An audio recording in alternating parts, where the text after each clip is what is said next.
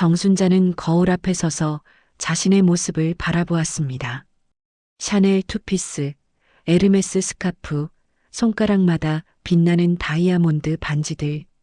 대성그룹 회장 사모님으로서 부족함 없는 모습이었습니다. 하지만 오늘 그녀는 이 모든 것을 벗어던질 생각이었습니다.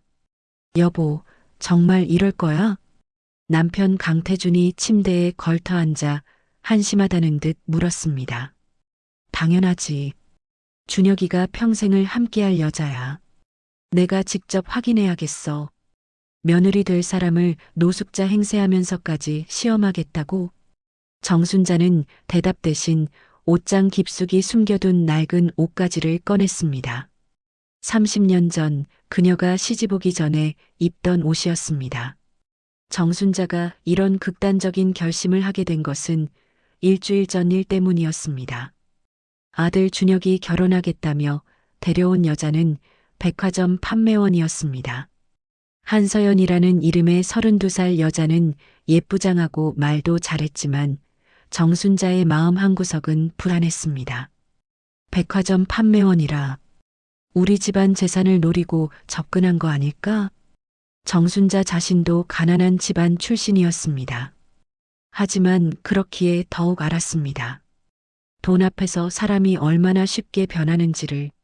엄마, 서연이는 정말 좋은 사람이에요. 제발 편견 없이 봐주세요. 준혁의 간곡한 부탁에도 정순자는 고개를 저었습니다. 말로는 누구나 착한 척 할 수 있어. 나는 그 여자의 진짜 본성을 봐야겠다. 다음 날 아침 정순자는 완벽하게 변신했습니다. 때 묻은 점퍼에 구겨진 치마, 헝클어진 머리카락과 지우다 만 화장. 거울 속 자신의 모습을 보며 정순자는 씁쓸하게 웃었습니다. 30년 전의 자신과 똑같은 모습이었습니다. 사모님, 정말 이대로 가실 겁니까? 운전기사 박 실장이 걱정스러운 눈으로 물었습니다. 백화점 근처에만 내려줘. 그리고 아무에게도 말하지 마. 정순자는 단호하게 말하고 차에서 내렸습니다. 서연이 근무하는 백화점은 서울 한복판의 초대형 명품관이었습니다. 정순자는 후문이 아닌 정문으로 당당히 들어섰습니다. 순간 주변의 시선이 그녀에게 쏠렸습니다. 명품으로 치장한 손님들 사이에서 노숙자 차림의 정순자는 완전히 이질적인 존재였습니다. 저기요 할머니. 곧바로 경비원이 다가왔습니다. 여기 어떻게 들어오셨어요? 나가주셔야 할 것 같은데요. 정순자는 일부러 기죽은 목소리로 대답했습니다. 저 그냥 구경 좀 하려고요. 구경은 무슨, 여긴 할머니 같은 분이 올 때가 아니에요. 어서 나가세요. 경비원의 차가운 태도에 정순자는 속으로 씁쓸하게 웃었습니다. 돈과 권력이 없으면 사람 취급도 못 받는 세상이었습니다. 그때였습니다. 잠깐만요. 맑고 또렷한 목소리가 들려왔습니다. 정순자가 고개를 들자 단정한 유니폼을 입은 젊은 여자가 다가오고 있었습니다. 사진으로만 보던 그 얼굴, 바로 한서연이었습니다. 무슨 일이세요? 경비원이 짜증스러운 표정으로 물었습니다. 이분이 백화점에 들어오시면 안 될 이유가 있나요? 아니, 저 꼴을 보세요. 손님들이 불쾌해한다고요. 백화점은 모든 고객에게 열린 공간이에요. 외모로 사람을 판단하시면 안 되죠. 서연의 당당한 말에 경비원은 말문이 막혔습니다. 아, 알았어요. 대신 문제 생기면 당신이 책임져요. 경비원이 투덜거리며 물러나자 서연은 정순자에게 환하게 웃었습니다. 어머니, 괜찮으세요? 놀라셨죠? 정순자는 그 미소를 보며 마음 한구석이 이상하게 따뜻해지는 것을 느꼈습니다. 하지만 아직은 판단하기 이른 시점이라는 것을 그녀는 잘 알고 있었습니다. 혹시 찾으시는 물건 있으세요? 서연이 친절하게 물었습니다. 아니, 그냥. 정순자가 머뭇거리자 서연은 재빨리 눈치를 챘습니다. 날씨가 많이 덥죠? 잠깐 쉬어 가세요. 제가 시원한 물 한 잔 가져다 드릴게요. 서연은 정순자를 휴게 공간으로 안내했습니다. 잠시 후 그녀가 가져온 것은 물뿐만이 아니었습니다. 작은 샌드위치와 과일도 함께였습니다. 점심은 드셨어요? 저희 직원 식당에서 가져온 건데 맛있어요. 정순자는 순간 눈시울이 붉어지는 것을 느꼈습니다. 진심이 담긴 친절함이었습니다. 하지만 마음 한편에서는 의심의 목소리가 들렸습니다. 혹시 누가 보고 있어서 이러는 건 아닐까? 바로 그때 익숙한 목소리가 들려왔습니다. 어머, 서연 씨. 뭐 하는 거예요? 정순자의 심장이 철렁 내려앉았습니다. 딸 민지였습니다. 민지는 이 백화점의 VIP 고객이자 대성그룹 상무로서 자주 이곳을 찾았습니다. 아, 강 상무님. 안녕하세요. 서연이 공손하게 인사했습니다. 민지는 정순자를 훑어보더니 미간을 찌푸렸습니다. 이 사람은 뭐예요? 노숙자 아니에요? 그냥 잠시 쉬고 계신 거예요. 더운 날씨에. 당신 정신이 있어요, 없어요? 민지가 비웃듯 말했습니다. 우리 오빠랑 결혼할 거라면서요? 거지한테 친절한 척하면 인상이라도 좋아지는 줄 알아요? 어차피 안 봐도 뻔한 속셈인데. 정순자는 딸의 말에 눈살을 찌푸렸지만 입을 다물고 있었습니다. 오히려 서연의 반응이 더 궁금했습니다.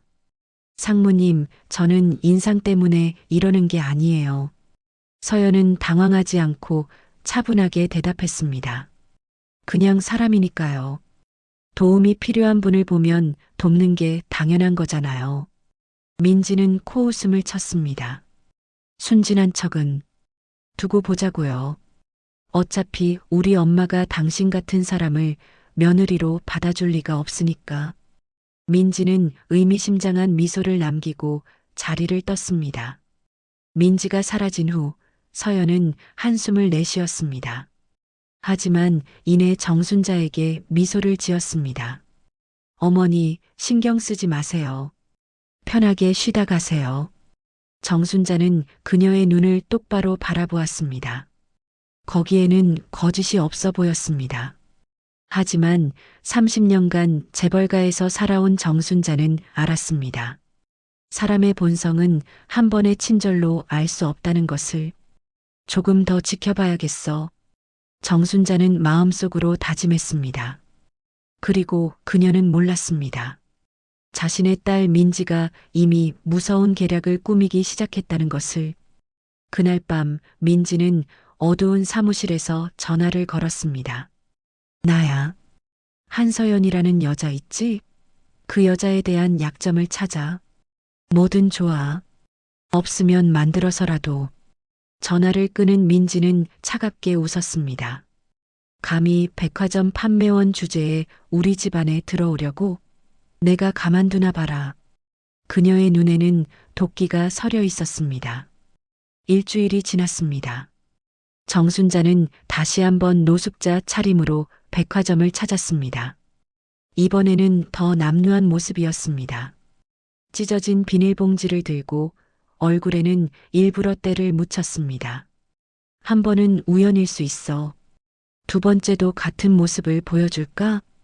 정순자는 의심을 거두지 않았습니다. 재벌가의 며느리가 되려는 여자라면 당연히 좋은 모습만 보여주려 할 것이라 생각했습니다. 백화점 1층 명품관은 오늘도 화려했습니다. 정순자가 들어서자마자 직원들의 눈빛이 차가워졌습니다. 저 사람 또 왔네. 지난번에도 왔던 노숙자잖아. 왜 자꾸 오는 거야? 수군거리는 소리가 들렸습니다. 정순자는 일부러 모른 척하며 매장을 둘러보았습니다. 실례합니다, 할머니. 다른 직원이 다가왔습니다. 이름표에는 김수진이라고 적혀 있었습니다. 여기는 명품관이에요.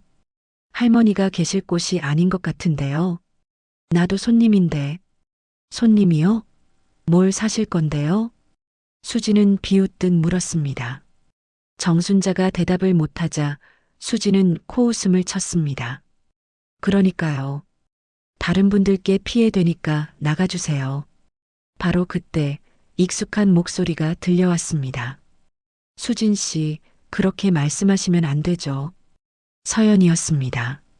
그녀는 정순자를 알아보고 반갑게 다가왔습니다. 어머니, 또 오셨네요. 반가워요. 정순자는 내심 놀랐습니다. 자신을 기억하고 있을 뿐 아니라 반가워하는 기색이었습니다. 야, 한서연. 너 미쳤어? 수진이 작은 목소리로 속삭였습니다. 거지한테 왜 그래? 매니저님한테 걸리면 어쩌려고. 손님을 외모로 판단하는 게 더 문제 아닐까요? 서연은 단호하게 대답하고 정순자에게 다시 미소를 지었습니다. 어머니, 오늘은 뭐 필요한 거 있으세요? 정순자는 순간 시험을 해보고 싶어졌습니다. 저기, 가방 하나 보고 싶은데. 네, 물론이죠. 어떤 스타일 찾으세요? 서연은 전혀 당황하지 않고 물었습니다. 그냥, 저기 있는 거. 정순자가 가리킨 것은 진열대에 놓인 샤넬 클래식 플랫백이었습니다. 1,000만 원이 넘는 가방이었습니다. 수진이 킥킥거리며 웃었습니다. 저 가방이 얼마인지 알고나 그래요? 할머니 1년 벌어도 못 사요. 하지만 서연은 진지하게 가방을 가져왔습니다. 이 가방은 캐비어 가죽으로 만들어졌어요. 내구성이 좋고 스크래치에 강해서 오래 사용하실 수 있어요. 정순자는 놀란 눈으로 서연을 바라보았습니다. 그녀는 진심으로 상품을 설명하고 있었습니다. 어머니가 찾으시는 용도가 뭔지 여쭤봐도 될까요? 일상용이면 이 크기가 좋고 특별한 자리용이면 다른 모델을 추천드릴 수도 있어요. 그때 매장 매니저가 다가왔습니다. 중년의 여성으로 날카로운 인상이었습니다.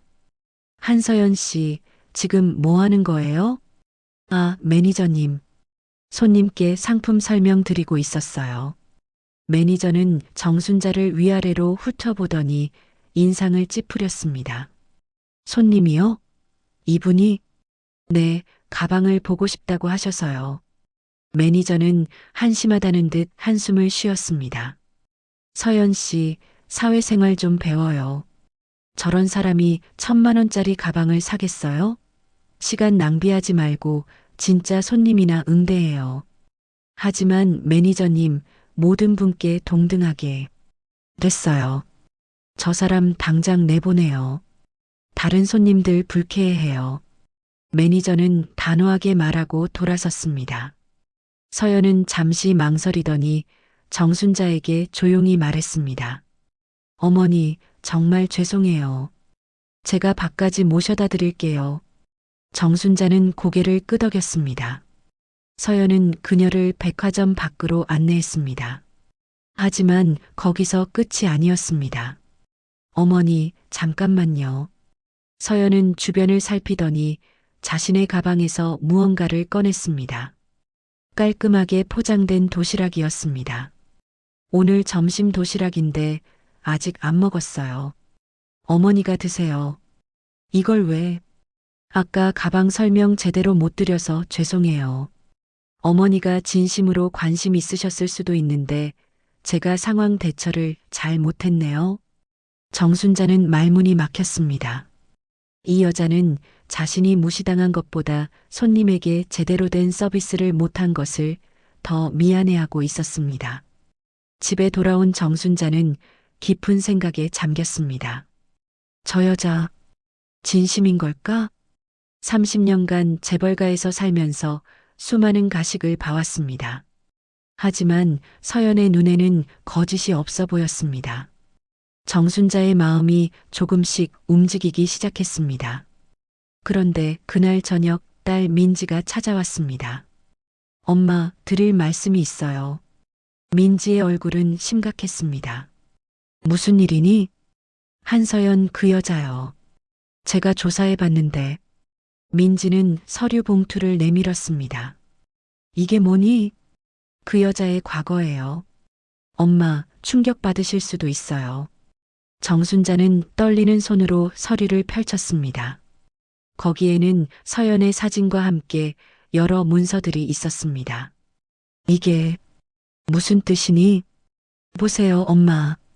저 여자 대학 때 부잣집 남자들만 골라서 만났대요. 그리고 여기 전 남자친구가 재벌 3세였는데 돈 때문에 사귀다가 헤어졌다는 증거도 있어요. 정순자의 얼굴이 굳어졌습니다. 이런 여자가 우리 오빠한테 접근한 거예요. 뻔히 재산 노리고 온 거잖아요. 민지는 열변을 토했습니다. 정순자는 서류를 내려다보며 복잡한 심정이 되었습니다. 자신이 본 서연의 모습과 이 서류 속의 여자가 같은 사람이란 말인가요? 엄마, 저 여자 결혼 절대 안 돼요. 민지가 다그쳤습니다. 하지만 준혁이가 오빠는 저 여자한테 속은 거예요. 엄마가 막아야죠. 정순자는 머리가 복잡했습니다. 딸의 말이 맞는 것 같기도 하고 자신이 직접 본 서연의 모습이 떠오르기도 했습니다. 내가 좀 더 생각해 볼게. 뭘 더 생각해요? 증거가 여기 있잖아요. 민지야, 나도 이성이 있어. 함부로 판단하면 안 되는 거야. 정순자는 단호하게 말했습니다. 민지는 입술을 깨물었습니다. 알았어요. 하지만 엄마 나중에 후회하셔도 전 모르는 거예요. 민지는 서류를 두고 나갔습니다. 정순자는 밤새 잠을 이루지 못했습니다. 서류 속의 내용이 사실이라면 서연은 정말 돈만 보고 접근한 여자일 것입니다. 하지만 백화점에서 본 그녀의 눈빛은 너무나 진실해 보였습니다. 한 번만 더 확인해 보자. 정순자는 결심했습니다. 이번에는 더 확실한 시험을 해야 했습니다. 다음 날 정순자는 다시 노숙자 차림으로 백화점을 찾았습니다. 이번에는 일부러 아픈 척을 하기로 했습니다. 진짜 위기 상황에서 서연이 어떤 선택을 하는지 보고 싶었습니다. 백화점 앞에 도착한 정순자는 현기증이 나는 척하며 비틀거렸습니다. 지나가는 사람들은 그녀를 피해갔습니다. 그때 서연이 퇴근하며 나오는 것이 보였습니다. 저 여자가 나를 볼까? 본다면 어떻게 할까? 정순자는 긴장하며 지켜보았습니다. 서연은 정순자를 발견하자마자 뛰어왔습니다. 어머니, 괜찮으세요? 머리가 어지러워서. 잠깐만요, 여기 앉으세요. 서연은 정순자를 벤치에 앉히더니 급히 가방을 뒤졌습니다. 물 드세요. 천천히요. 그녀는 자신의 물병을 건넸습니다. 혹시 어디 아프신 데 있으세요? 병원에 가보셔야 할 것 같은데. 아니야, 괜찮아. 그냥 좀 쉬면 될 것 같아. 정순자가 손사래를 쳤습니다. 그래도 걱정되네요. 제가 병원까지 모셔다 드릴까요? 아니, 정말 괜찮아. 근데 왜 이렇게까지 신경 써주는 거니? 정순자는 직접적으로 물었습니다. 서연은 잠시 생각하더니 대답했습니다. 저도 어릴 때 많이 힘들었거든요. 아버지가 사업에 실패하셔서 한동안 정말 어렵게 살았어요. 그때 저희를 도와주신 분들이 계셨는데 그 고마움을 아직도 잊을 수가 없어요. 그래서 저도 힘든 분을 보면 그냥 지나칠 수가 없어요. 별거 아닌 거지만요. 서연은 수줍게 웃었습니다. 정순자는 그 말에 가슴이 뜨거워지는 것을 느꼈습니다. 거짓말 같지 않았습니다. 이 아이, 진심인 거야. 하지만 민지가 가져온 서류가 떠올랐습니다. 도대체 무엇이 진실인 걸까요? 그날 밤 정순자는 남편에게 털어놓았습니다. 여보, 나 모르겠어. 그 아이를 직접 보면 정말 착해 보이는데 민지가 가져온 서류를 보면. 강태주는 조용히 듣고 있다가 입을 열었습니다. 순자야, 민지가 가져온 서류 너무 믿지 마. 왜? 민지가 서연이를 좋아하지 않는 거 알잖아. 증거라는 게 조작됐을 수도 있어. 설마 민지가 그런 짓을. 난 그냥 내가 직접 본 걸 믿으라는 거야. 사람의 눈빛은 거짓말을 못해. 정순자는 남편의 말에 고개를 끄덕였습니다. 한 번만 더, 마지막으로 한 번만 더 확인해 볼게. 한편 민지는 자신의 사무실에서 다른 계획을 세우고 있었습니다. 엄마가 아직도 미적거리네. 더 확실한 걸 보여줘야겠어. 그녀는 전화기를 들었습니다. 나야. 다음 작전 실행해. 이번엔 현장에서 직접 잡는 거야. 돈 봉투 준비했지? 민지의 눈이 차갑게 빛났습니다. 그녀는 서연을 완전히 몰아낼 작정이었습니다. 민지의 계획은 치밀했습니다. 그녀는 서연이 근무하는 백화점 VIP 라운지에서 일부러 큰 소리로 통화하는 척했습니다. 네, 그 한서연이라는 여자요. 우리 오빠랑 결혼한다고 하는데 제가 뒷조사를 해봤거든요. 주변의 직원들이 귀를 기울이기 시작했습니다. 전 남자친구가 셋이나 있었는데 다 재벌가 아들이었대요. 돈 뜯어내고 버린 거죠. 이번에도 똑같은 수법인 거예요. 민지는 일부러 서연이 들을 수 있는 거리에서 이야기했습니다. 예상대로 서연의 동료들이 수군거리기 시작했습니다. 야, 한서연. 너 그런 애였어? 점심시간 동료 수진이 다가왔습니다. 무슨 소리야? 강 상무님이 그러시던데 너 부잣집 남자들만 골라서 만났다며? 이번에도 재벌가 노리고 접근한 거래. 서연의 얼굴이 창백해졌습니다. 그거 사실 아니야. 나는 준혁 씨를 진심으로. 진심? 백화점 판매원이 재벌 집안이랑 결혼한다고? 누가 봐도 돈 때문이지. 수지는 비웃으며 자리를 떴습니다. 서연은 억울함에 눈물이 핑 돌았습니다. 하지만 꾹 참았습니다. 자신의 진심은 자신이 가장 잘 알고 있었으니까요. 한편 정순자는 민지가 준 서류를 들고 아들 준혁을 찾았습니다. 준혁아, 이것 좀 봐라. 이게 뭐예요, 엄마? 준혁은 서류를 펼쳐보더니 얼굴이 굳어졌습니다. 이게 다 거짓말이에요. 서연이는 그런 사람 아니에요. 하지만 증거가. 엄마, 민지 누나가 서연이를 싫어하는 거 아시잖아요. 이런 거 조작하는 거 누나한테는 일도 아니에요. 준혁의 말에 정순자는 흔들렸습니다.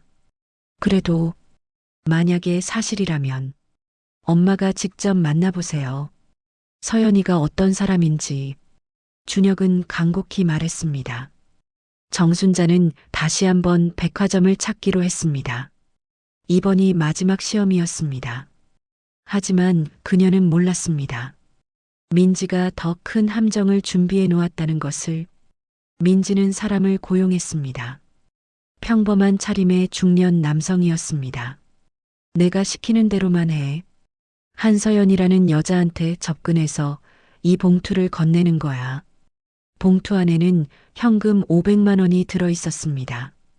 그리고 이렇게 말해. 강 회장님 댁 며느리 되실 분이라면서요? 미리 인사드립니다.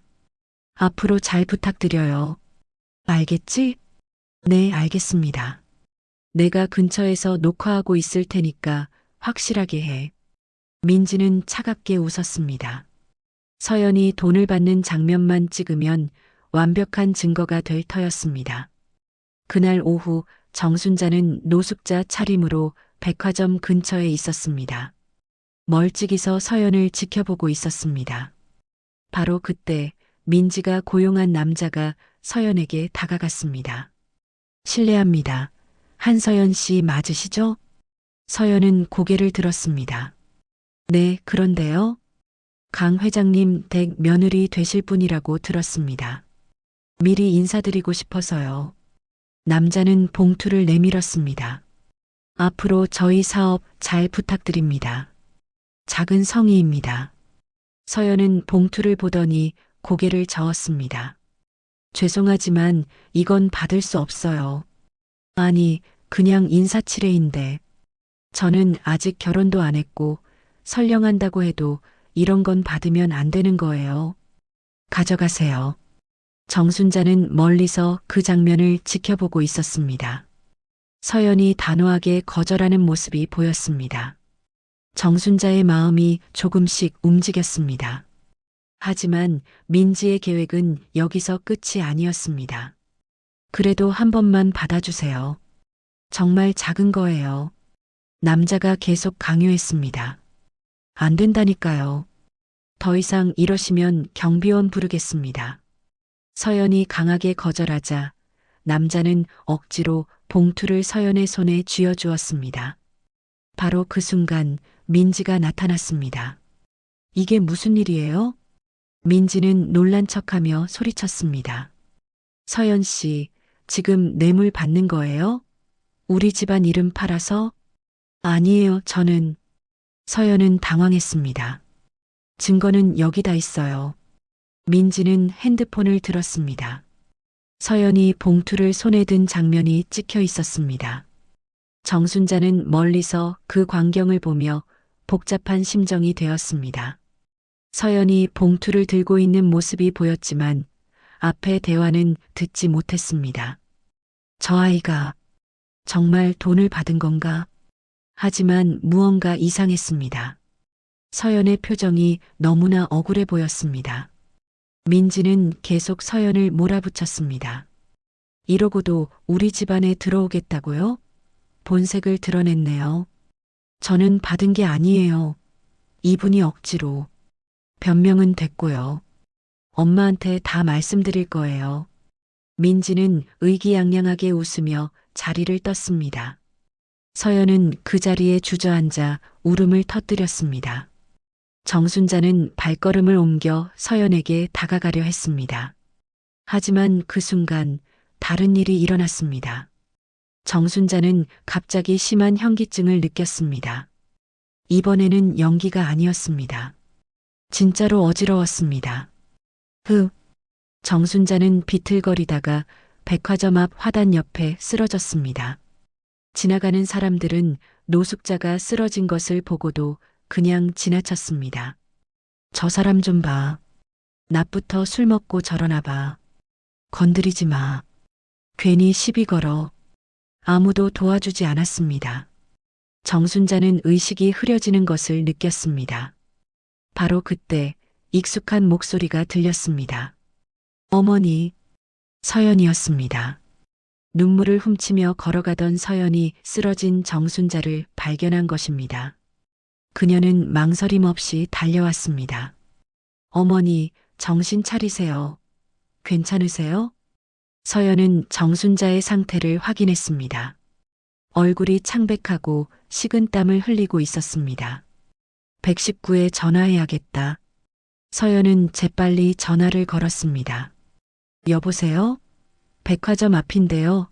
어르신이 쓰러지셨어요. 네, 의식은 있는데 많이 안 좋아 보여요. 전화를 끄는 서연은 정순자의 손을 잡았습니다. 어머니, 조금만 참으세요. 금방 구급차 와요.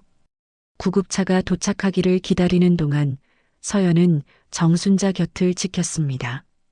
어머니, 혹시 가족분 연락처 아세요? 제가 연락드릴게요. 정순자는 힘겹게 고개를 저었습니다. 괜찮아. 혼자야. 서연의 눈에 눈물이 고였습니다. 그럼 제가 병원까지 같이 가도 될까요? 혼자 두고 갈 수가 없어요. 정순자는 서연을 바라보았습니다. 방금 전 민지에게 누명을 쓰고 울던 여자가 자신의 고통은 제쳐두고 노숙자 할머니를 걱정하고 있었습니다. 이 아이는 정말 착한 아이구나. 정순자는 마음 깊이 느꼈습니다. 구급차가 도착했습니다. 구급대원이 정순자를 들것에 실었습니다. 보호자분이세요? 구급대원이 서연에게 물었습니다. 아니요, 그냥 아는 분인데. 같이 가도 될까요? 네, 타세요. 서연은 구급차에 올라탔습니다. 정순자의 손을 잡고 말했습니다. 어머니, 걱정 마세요. 제가 옆에 있을게요. 정순자는 그 따뜻한 손길에 눈시울이 붉어졌습니다. 30년간 재벌가의 사모님으로 살면서 이렇게 진심 어린 친절을 받아본 적이 있었던가요? 구급차가 출발했습니다. 서연은 계속 정순자의 손을 잡고 있었습니다. 병원에 도착했습니다. 정순자는 응급실로 옮겨졌고 서연은 복도에서 기다렸습니다. 1시간쯤 지났을까요? 의사가 나왔습니다. 보호자분? 아, 저는 보호자는 아니고 일단 크게 걱정하실 건 없어요. 과로와 스트레스로 인한 일시적 저혈압이에요. 수액 맞고 안정을 취하시면 괜찮을 거예요. 다행이다. 서연은 안도의 한숨을 내쉬었습니다. 근데 보호자 연락은 되나요? 신원 확인이 필요한데. 제가 여쭤볼게요. 서연은 병실로 들어갔습니다. 정순자는 침대에 누워 있었습니다. 서연이 들어오자 희미하게 웃었습니다. 왔니? 네, 어머니. 의사 선생님이 크게 이상 없다고 하셨어요. 다행이에요. 고마워. 정말 고마워. 정순자가 진심으로 말했습니다. 당연한 거예요. 근데 어머니, 보호자분 연락처 알려주실 수 있으세요? 병원에서 신원 확인이 필요하대요. 정순자는 잠시 망설였습니다. 이제 진실을 말해야 할 때가 된 것 같았습니다. 하지만 그 순간 병실 문이 벌컥 열렸습니다. 어머니, 아들 준혁이었습니다. 그 뒤로 민지와 남편 태준도 보였습니다. 어머니, 괜찮으세요? 병원에서 연락받고 바로 왔어요. 준혁이 달려왔습니다. 서연은 깜짝 놀랐습니다. 준혁 씨? 왜 여기? 그리고 그녀는 침대에 누운 노숙자 할머니와 준혁을 번갈아 보았습니다. 순간 모든 것이 연결되었습니다. 병실 안은 긴장감으로 가득 찼습니다. 서연은 침대에 누운 노숙자 할머니와 준혁을 번갈아 보며 믿을 수 없다는 표정을 지었습니다. 준혁 씨, 이분이 설마. 준혁은 당황한 표정으로 어머니를 바라보았습니다. 엄마, 이게 어떻게 된 거예요? 왜 이런 차림으로? 정순자는 깊은 한숨을 내쉬었습니다. 더 이상 숨길 수 없었습니다. 서연아. 정순자가 처음으로 서연의 이름을 불렀습니다. 나는 준혁이 엄마야. 대성그룹 회장 사모님 정순자. 서연의 얼굴이 하얗게 질렸습니다. 그녀는 한 발 뒤로 물러섰습니다. 그러니까 지금까지 노숙자 할머니라고 생각했던 분이 제 예비 시어머니셨다는 거예요? 그래. 미안하다. 왜 이런 짓을 하신 거예요? 서연의 목소리가 떨렸습니다. 분노인지 슬픔인지 알 수 없는 감정이 뒤섞여 있었습니다. 너를 시험하고 싶었어. 내가 정말 어떤 사람인지 알고 싶었거든. 정순자는 솔직하게 말했습니다. 시험이요? 서연의 눈에 눈물이 고였습니다. 저를 믿지 못하셨던 거군요. 백화점 판매원이라서 돈 때문에 접근했다고 생각하신 거죠? 민지가 끼어들었습니다. 당연하지. 내가 오빠한테 접근한 게 순수한 사랑 때문이겠어? 다 돈 때문이잖아. 민지야, 입 닥쳐. 준혁이 화를 냈습니다. 오빠, 왜 그래? 난 사실을 말하는 거잖아. 아까 이 여자가 뇌물 받는 거 내가 직접 봤다고. 민지는 핸드폰을 꺼내 들었습니다. 여기 증거도 있어요. 이 여자가 돈 봉투 받는 장면이에요. 정순자는 사진을 보았습니다. 서연이 봉투를 들고 있는 모습이었습니다. 서연아, 이게 무슨 일이니? 정순자가 물었습니다. 서연은 눈물을 닦으며 말했습니다. 저는 받은 게 아니에요. 그 사람이 억지로 제 손에 쥐어준 거예요. 저는 분명히 거절했어요. 거짓말. 내가 거절하는 장면은 없잖아. 민지가 소리쳤습니다. 저는 진짜 거절했어요. 상무님이 사람을 보내신 거 아니에요? 서연이 되물었습니다. 뭐, 내가, 무슨 헛소리야. 민지는 발끈했습니다. 분위기가 험악해지려는 순간 강태준이 입을 열었습니다. 잠깐 다들 진정해. 태준은 조용하지만 권위 있는 목소리로 말했습니다. 사실관계부터 확인하자. 민지야, 내가 찍은 건 서연 씨가 봉투를 든 장면뿐이지? 네, 그렇죠. 그게 증거잖아요. 하지만 그 전후 상황은 모르잖아. 태준은 핸드폰을 꺼냈습니다. 내가 백화점 보안팀에 연락해 볼게. CCTV를 확인하면 진실이 나올 거야. 민지의 얼굴이 순간 굳어졌습니다. 아, 아빠, 그럴 필요까지. 왜? 내 말이 사실이라면 확인해도 문제 없잖아.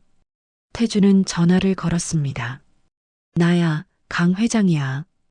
오늘 오후 백화점 앞 CCTV 영상 좀 확인해줘. 특정 시간대 영상이 필요해. 전화를 끊은 태준은 민지를 바라보았습니다. 영상이 오면 모든 게 밝혀지겠지. 민지는 입술을 깨물었습니다. 30분 후 보안팀에서 영상이 도착했습니다. 태준은 노트북을 열어 모두에게 보여주었습니다. 영상 속에는 서연이 남자의 봉투를 단호하게 거절하는 장면이 담겨 있었습니다. 죄송하지만 이건 받을 수 없어요. 저는 아직 결혼도 안 했고 설령한다고 해도 이런 건 받으면 안 되는 거예요. 서연의 거절이 명확했습니다. 그리고 남자가 억지로 봉투를 쥐어주는 장면, 그 직후 민지가 나타나는 장면까지 모두 찍혀 있었습니다.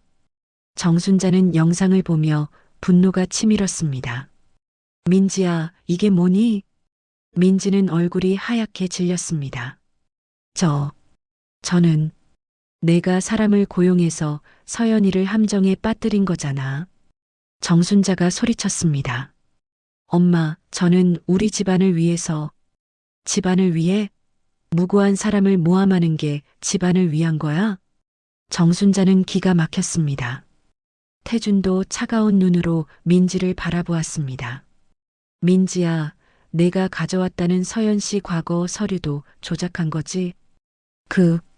그건 민지는 대답하지 못했습니다. 아빠가 직접 조사해 봤어. 전부 거짓이더구나. 태준의 말에 민지는 고개를 떨구었습니다. 준혁이 분노에 찬 목소리로 말했습니다. 민지야, 어떻게 이럴 수 있어? 서연이가 너한테 뭘 잘못했는데? 오빠는 몰라. 저 여자가 우리 집안에 들어오면 다 망하는 거야.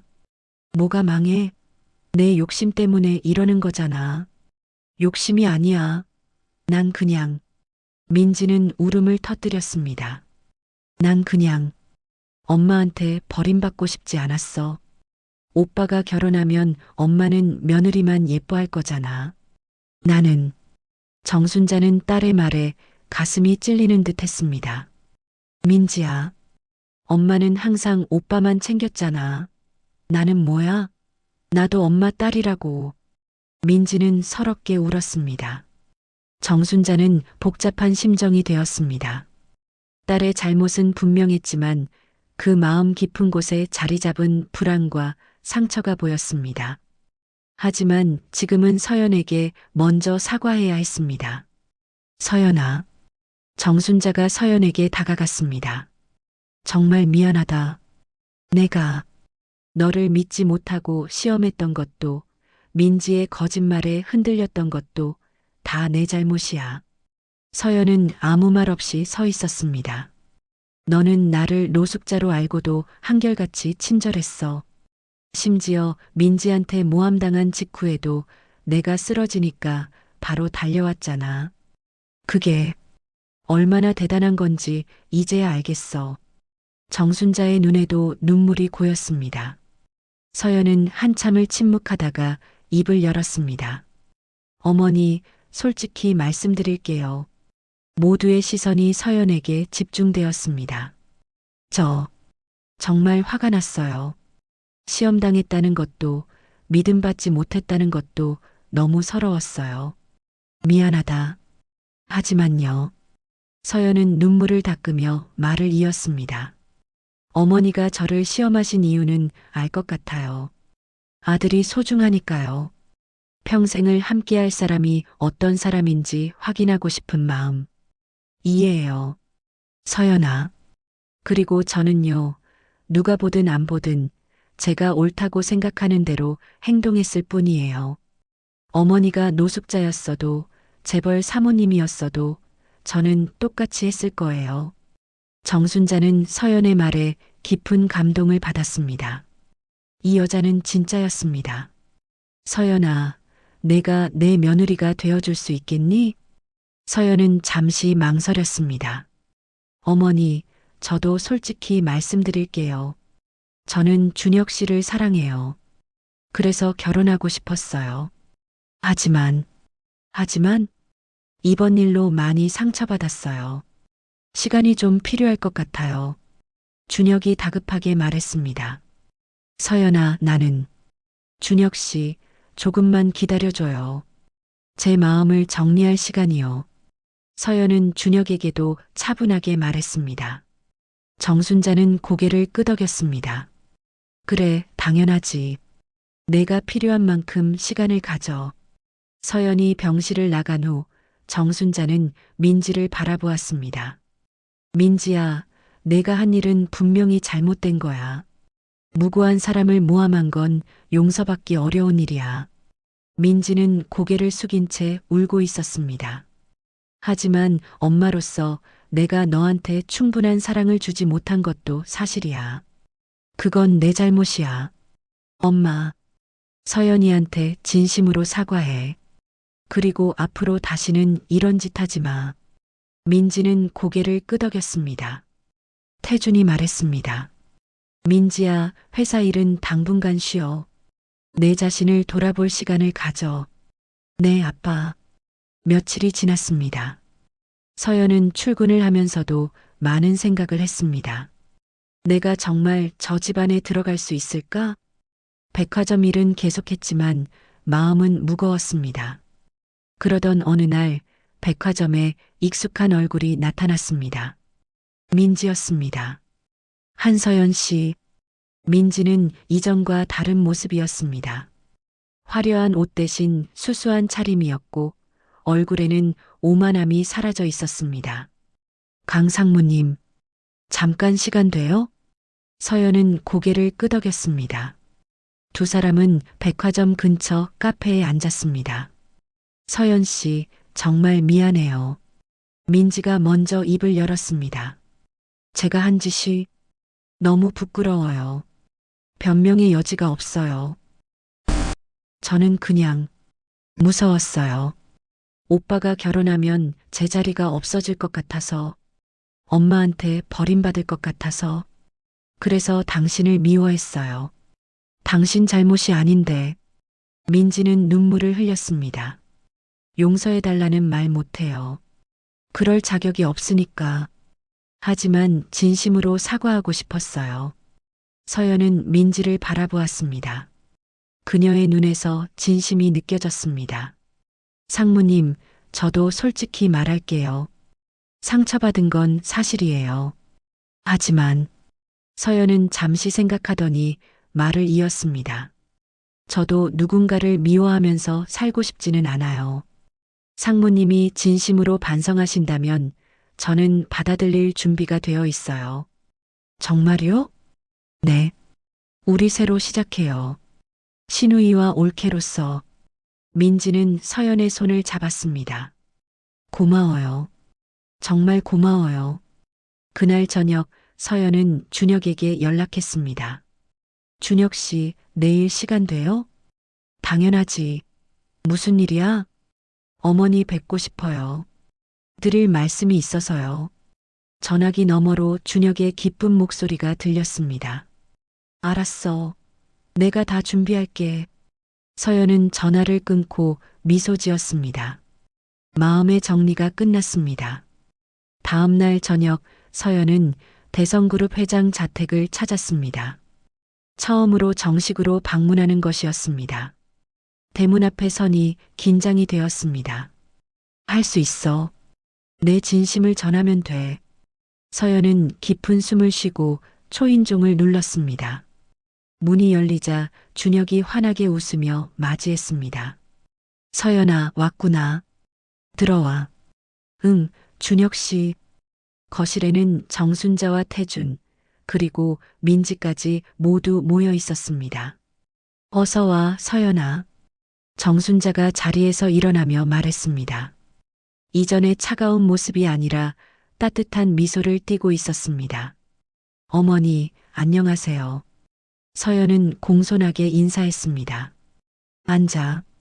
편하게 앉아. 정순자가 서연의 손을 잡고 소파로 안내했습니다. 모두가 자리를 잡자 서연이 먼저 입을 열었습니다. 어머니, 아버님, 그리고 민지 씨. 제가 드릴 말씀이 있어서 왔어요. 모두의 시선이 서연에게 집중되었습니다. 저는 솔직히 많이 힘들었어요. 서연은 차분하게 말을 시작했습니다. 제가 백화점 판매원이라는 이유로 의심받고 시험당하고 심지어 모함까지 당했을 때 정말 포기하고 싶었어요. 정순자의 얼굴에 죄책감이 스쳤습니다. 하지만 며칠 동안 생각해 봤어요. 왜 이런 일이 일어났을까? 그리고 깨달았어요. 뭘 깨달았니? 정순자가 물었습니다. 어머니가 저를 시험한 건 아드님을 사랑하시기 때문이었다는 거요.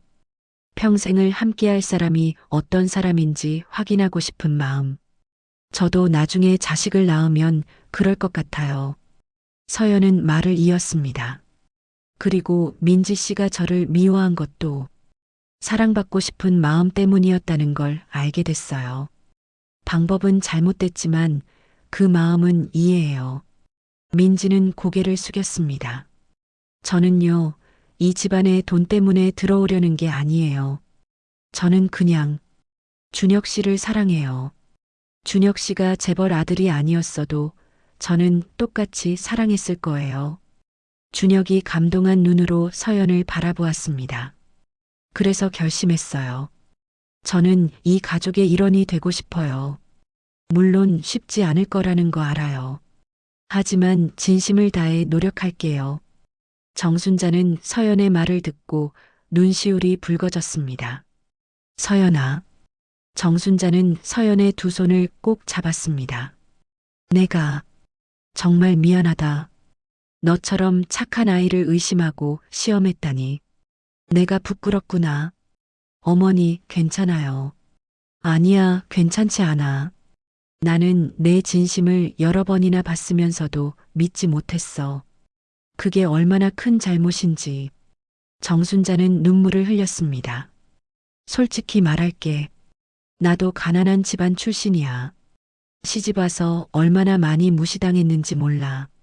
그래서 더 내가 걱정됐던 거야. 내가 겪은 고생을 너도 겪을까봐. 서연은 정순자의 말에 놀랐습니다. 어머니도 힘드셨구나. 그래. 하지만 그게 너를 시험할 이유는 되지 못해. 미안하다, 서연아. 정말 미안해. 정순자는 진심으로 사과했습니다. 태준이 옆에서 말했습니다. 서연 씨, 우리 집사람이 방법은 잘못됐지만 마음만은 진심이었어요. 용서해 줄 수 있겠소? 서연은 미소를 지었습니다. 아버님, 벌써 용서했어요. 저는 앞으로만 보고 싶어요.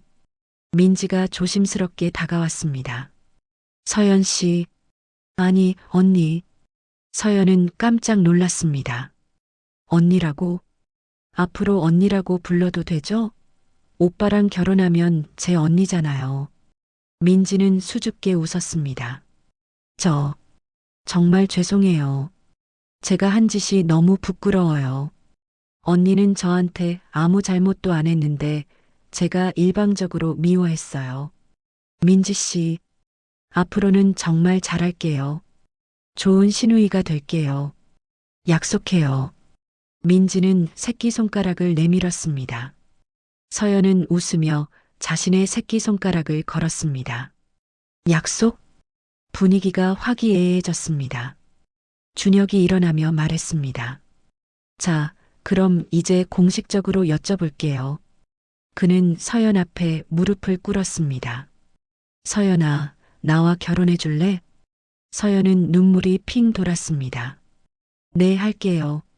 가족들이 모두 박수를 쳤습니다. 정순자는 기쁨의 눈물을 흘렸습니다. 축하한다, 우리 아들. 그리고 우리 며느리. 한 달 후 결혼식이 열렸습니다. 성대하지만 따뜻한 예식이었습니다. 하객들이 모두 자리를 채운 가운데 서연은 웨딩드레스를 입고 대기실에 있었습니다. 긴장된 마음으로 거울을 보는데 문이 열렸습니다. 정순자였습니다. 어머니, 서연아, 잠깐 이야기해도 되겠니? 네, 물론이죠. 정순자는 서연의 옆에 앉았습니다. 그녀의 손에는 작은 상자가 들려 있었습니다. 서연아, 이걸 너한테 주고 싶구나. 정순자가 상자를 열었습니다. 안에는 아름다운 비치 반지가 들어 있었습니다. 오래되었지만 정성스럽게 관리된 것이 분명했습니다. 이게 뭐예요? 이건 내 어머니, 그러니까 준혁이 할머니가 내가 시집 올 때 주신 거야. 우리 집안 며느리에게 대대로 물려주는 반지란다. 서연은 눈이 커졌습니다. 이렇게 귀한 걸 제가 받아도 되나요? 당연하지. 너는 이제 우리 집안 며느리잖아. 정순자는 반지를 서연의 손가락에 끼워 주었습니다. 서연아, 내가 처음에 너를 시험했을 때 솔직히 내가 떨어지길 바랐어. 그래야 내 의심이 맞았다는 게 증명되니까. 하지만 너는 한 번도 실망시키지 않았어. 노숙자로 위장한 나를 한결같이 대해줬고 심지어 내가 쓰러졌을 때 자기 상처도 돌보지 않고 달려와 줬잖아. 정순자는 서연의 손을 꼭 잡았습니다. 그때 깨달았어. 내가 진짜라는 걸. 내 마음이 진심이라는 걸. 그리고 내가 얼마나 어리석었는지도. 어머니, 미안하다, 서연아. 그리고 고맙다. 우리 준혁이를 사랑해줘서. 그리고 나 같은 시어머니를 용서해줘서. 서연은 눈물을 흘리며 정순자를 안았습니다. 어머니, 저야말로 감사해요. 저를 받아주셔서. 앞으로 효도 많이 할게요. 그래, 우리 며느리. 아니, 우리 딸. 두 사람은 한참을 껴안고 있었습니다. 예식장으로 들어갈 시간이 되었습니다. 서연은 아버지의 팔을 잡고 버질로드를 걸었습니다. 단상에는 준혁이 떨리는 마음으로 서 있었습니다. 그 옆에는 민지가 들러리로 서 있었고 객석에는 정순자와 태준이 자랑스러운 표정으로 앉아 있었습니다. 서연이 단상에 오르자 준혁이 속삭였습니다. 너 정말 예쁘다. 고마워. 두 사람은 서로를 바라보며 미소 지었습니다. 주례사가 끝나고 서약의 시간이 되었습니다. 신랑은 신부를 평생 사랑하고 아끼겠습니까? 네, 하겠습니다. 신부는 신랑을 평생 사랑하고 존경하겠습니까? 네, 하겠습니다. 이제 두 분은 부부가 되었습니다. 신랑은 신부에게 입맞춤을 해도 좋습니다. 준혁은 서연에게 다가가 부드럽게 입을 맞추었습니다. 하객들의 박수 소리가 울려 퍼졌습니다. 정순자는 눈물을 흘리며 박수를 쳤습니다. 축하한다. 우리 아들, 우리 며느리. 피로연이 시작되었습니다. 정순자가 마이크를 잡고 앞으로 나왔습니다. 잠깐 제가 한 말씀 드려도 될까요? 하객들이 조용해졌습니다. 저는 오늘 제 아들의 결혼식을 올리면서 여러분께 고백할 것이 있습니다. 정순자는 잠시 숨을 고르고 말을 이었습니다. 저는 처음에 며느리를 반대했습니다. 백화점 판매원이라는 이유로 우리 집안과 맞지 않을 거라고 생각했죠. 심지어 그 아이를 시험하기까지 했습니다. 하객들 사이에서 웅성거리는 소리가 났습니다. 하지만 제가 틀렸습니다. 우리 며느리 서연이는 제가 만나본 사람 중 가장 마음이 고운 아이입니다. 정순자는 서연을 바라보며 계속했습니다. 이 아이는 노숙자로 위장한 저를 여러 번 만났지만 단 한 번도 무시하지 않았습니다. 오히려 자기 밥을 나눠주고 제가 쓰러졌을 때는 병원까지 데려가 줬습니다. 어머니, 서연이 눈물을 글썽였습니다. 저는 그때 깨달았습니다. 사람의 가치는 직업이나 재산이 아니라 그 사람의 마음이 결정한다는 것을요.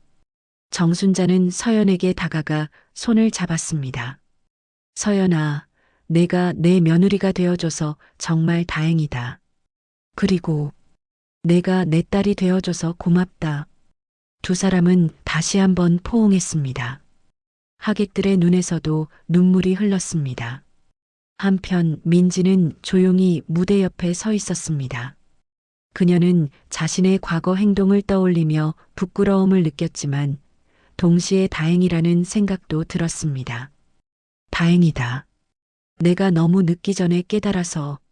민지는 서연에게 다가갔습니다. 언니 축하해요. 고마워, 민지야. 앞으로 정말 잘할게요. 좋은 시누이가 될게요. 서연은 민지를 안아주었습니다. 나도 좋은 올케가 될게. 피로연이 끝나갈 무렵 태준이 일어나 발표를 했습니다. 오늘 기쁜 날을 맞아 한 가지 더 발표할 것이 있습니다. 모두의 시선이 집중되었습니다. 우리 민지가 그동안 회사에서 잠시 쉬면서 많이 반성하고 성장했습니다. 앞으로는 회사의 사회공헌 부서를 맡아 어려운 이웃을 돕는 일을 하게 될 것입니다. 민지는 고개를 끄덕였습니다. 저도 서연 언니처럼 진심으로 사람을 대하는 법을 배우고 싶어요. 그래서 앞으로는 제가 가진 것을 나누는 삶을 살겠습니다. 정순자는 뿌듯한 표정으로 두 딸을 바라보았습니다. 우리 집안이 정말 좋은 방향으로 변하고 있구나. 결혼식이 끝나고 신혼부부는 신혼여행을 떠났습니다. 공항에서 준혁이 서연에게 물었습니다. 서연아, 행복해? 응, 너무 행복해. 고마워. 우리 가족을 용서해줘서, 그리고 나를 선택해줘서. 서연은 미소 지었습니다. 준혁 씨야말로 고마워. 끝까지 나를 믿어줘서. 두 사람은 손을 꼭 잡고 비행기에 올랐습니다. 1년 후, 정순자는 손주를 안고 환하게 웃고 있었습니다. 우리 손주 할머니 닮아서 이렇게 예쁘구나. 서연이 옆에서 웃었습니다. 어머니, 저 닮은 것 같은데요? 그래, 너 닮아서 예쁜 거지. 두 사람은 함께 웃었습니다. 민지도 아기를 보며 말했습니다. 언니, 나도 안아봐도 돼? 그럼 고모잖아. 서연이 아기를 민지에게 건넸습니다. 민지는 조심스럽게 아기를 안으며 미소 지었습니다. 나도 언니처럼 좋은 엄마가 되고 싶다. 정순자는 이 모습을 보며 생각했습니다. 내가 그때 서연이를 몰아냈다면 이런 행복은 없었겠지. 그녀는 며느리를 시험했던 자신의 어리석음을 다시 한번 반성했습니다. 하지만 동시에 감사했습니다. 서연이라는 착한 며느리를 만난 것이, 그리고 딸 민지가 변화할 기회를 얻은 것이 모두 감사했습니다. 어머니, 무슨 생각하세요? 서연이 물었습니다. 그냥 우리 가족이 참 행복하다는 생각. 정순자는 웃으며 대답했습니다. 맞아요. 우리 모두 행복해요. 서연도 웃었습니다. 저녁 식사 시간. 대가족이 모두 식탁에 둘러앉았습니다. 태준이 말했습니다. 우리 가족이 이렇게 화목해진 것은 다 서연이 덕분이야. 아버님, 과찬이세요. 아니야. 내가 우리 집안에 들어오면서 우리 모두가 변했어. 순자도, 민지도, 그리고 나도. 정순자가 고개를 끄덕였습니다. 맞아. 서연이 내가 우리 가족의 은인이야. 민지도 동의했습니다. 언니가 저를 용서해주지 않았다면 저는 평생 나쁜 사람으로 살았을 거예요. 서연은 겸손하게 웃었습니다. 저는 그냥 제 마음대로 했을 뿐이에요. 여러분이 저를 받아주신 거죠. 준혁이 서연의 손을 잡았습니다. 우리 모두 서로에게 고마운 거야.